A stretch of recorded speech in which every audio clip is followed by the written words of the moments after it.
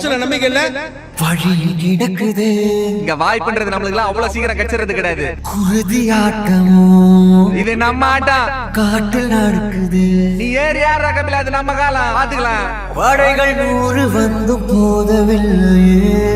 நம்ம எல்லாரும் எங்க அப்பா முயற்சி பண்ணி இறந்துட்டாருன்னு சொல்றோம். அது தப்பு. தடுக்க வந்த பகையும் வெல்லவில்லை. என் அப்பா இறந்து போயிடுவேன் தெரிஞ்சேதான் முயற்சி பண்ணிருக்காரு.